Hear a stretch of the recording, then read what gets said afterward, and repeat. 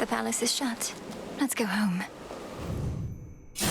Upon the mountain of the gods, one's mortal senses surely would be overwhelmed. So if you are unable now to see or hear or smell or touch or taste it, that is surely for the best. Return to Shadow now.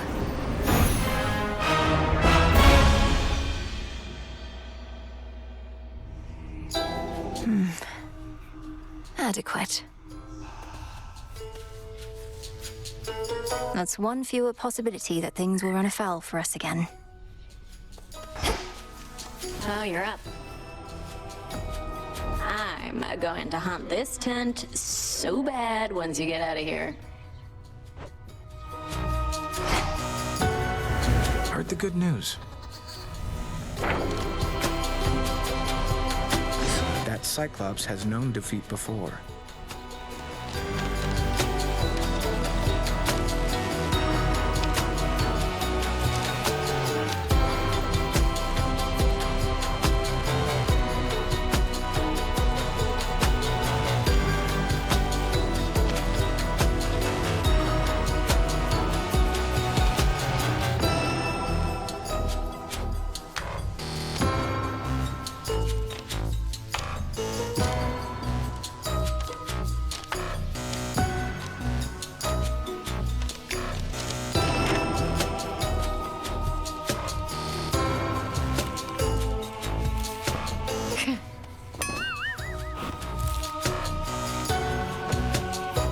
All giddy recently, at least for him. So you finally got a hold of his sisters, huh?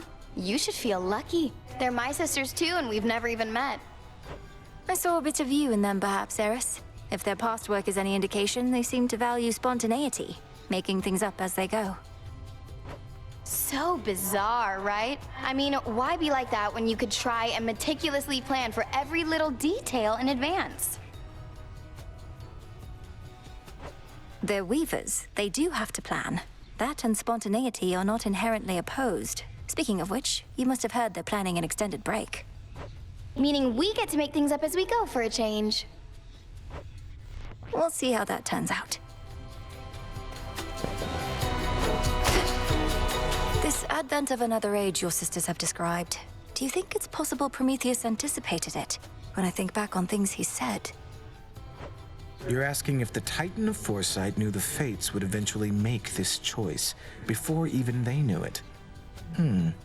Perhaps the lot of them conspired to achieve a shared goal. Lord Moros, I'm surprised you would even suggest such things, to have conspired against the gods, and Kronos for that matter. I merely seek alternatives to the suggestion that my sisters may not be the first to know. So then Prometheus prevailed on behalf of mortals after all, or shall, when comes this age. To think that far ahead.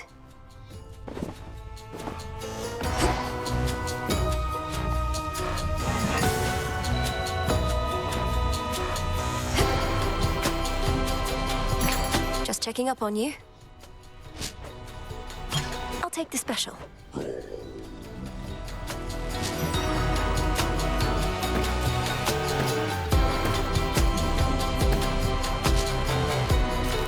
Rubbish for recycling.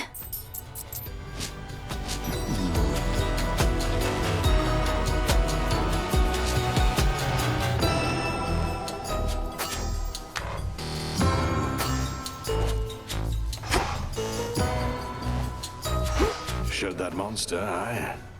This new age the Fates foretold, when they'll hand it over to mortals, by which I think they meant the big decisions. What say our shades about all that? I've heard a mix of viewpoints, though they've been enthusiastic on the whole. Ungrateful wretches, aye? We're only here by the grace of the gods. It isn't always grace, I suppose. Many of these shades met an early demise due to acts of gods. They don't want to be pushed around. There shall always be someone or something to push such people around. Whether it's a god or not hardly matters. The gods can have their moods, I know. But I'd not have gone far without them. That's why I'm here. Nice of you to say. I don't say, I swear. Congratulations. May I?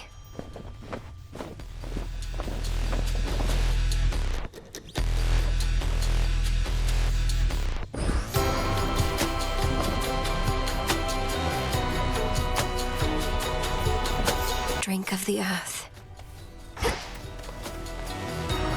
Been flying for a while now. At first, it brought me back to the terror I felt as a kid. Those final moments. I wanted to put myself through them again and again. Don't know why. Icarus, you were young and you made a mistake. What's the use torturing yourself for it for all eternity? I thought you wanted to learn to fly to prove yourself to your father. Come on, Melly. I'm never going to prove myself to him. But something happened as I kept trying to use my wings. I started to like it, seeing from a different point of view.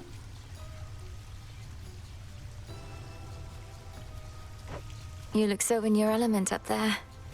I always believed if I could make you whole again, perhaps some night we'd fly together.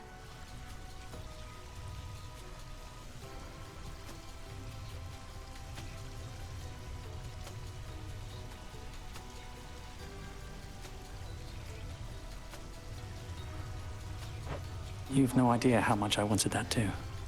But it was something I had to do on my own. I'd love to take you up with me now, but yeah, shades and goddesses don't mix.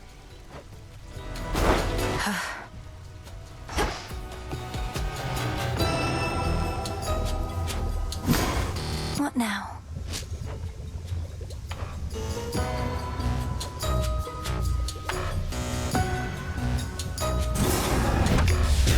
Become what I seek.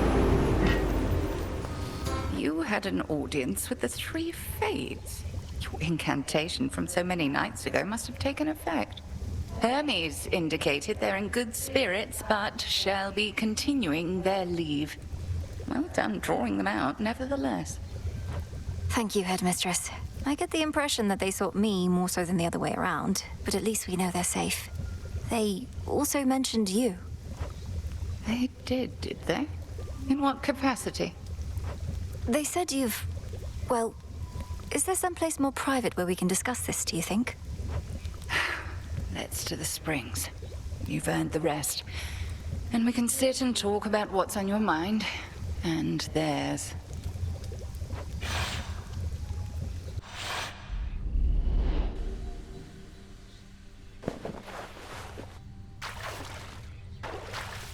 Just right.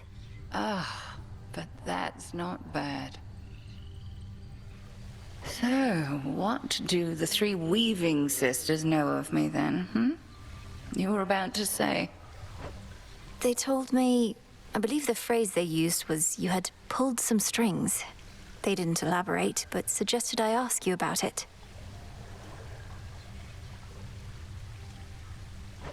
Pulled strings. I know full well what they meant.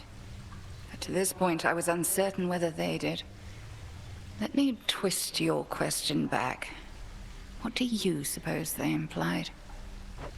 I got the sense they felt that you had altered their designs somehow. Pulling strings, changing their weavings, and not in a small way either, but I merely guess. You don't merely anything, Malinois. Well, if those three already know my past, you ought to know it too. And 'tis easier to explain, I suppose, if you look upon me as I am.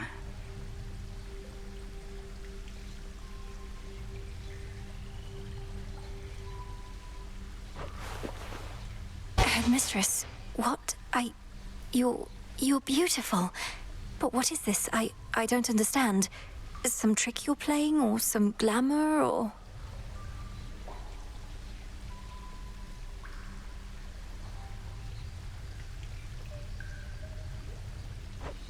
No.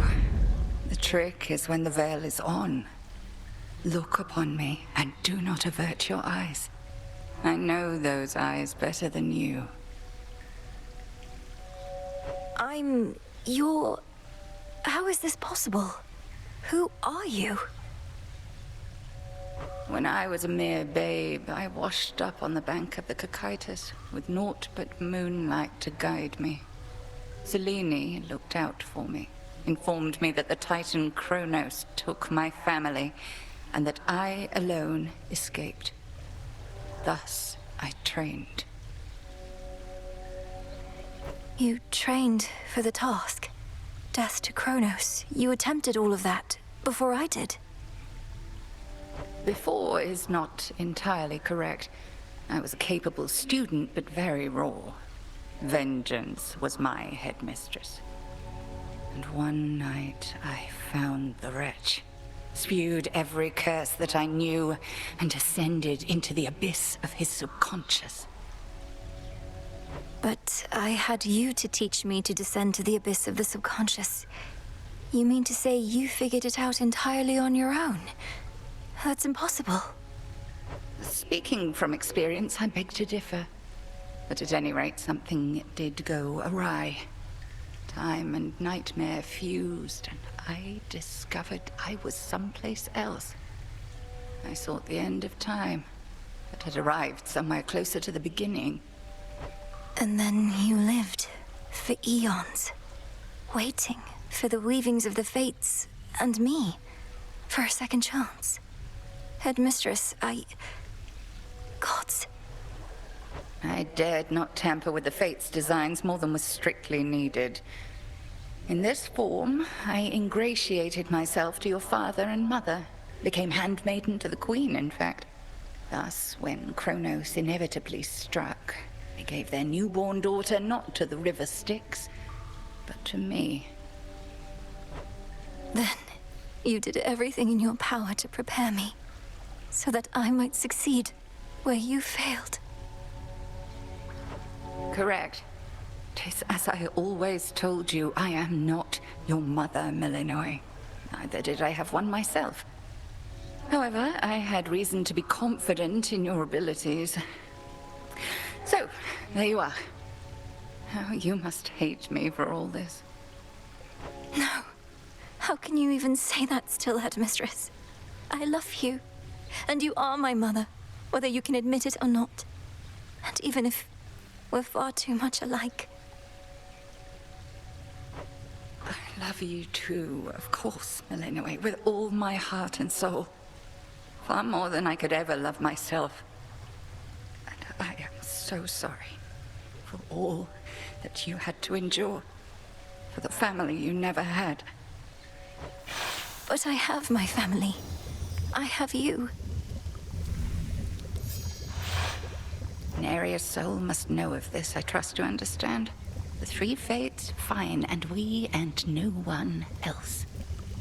Now then, shall we pretend that none of this transpired? I'll be discreet, of course, but won't pretend.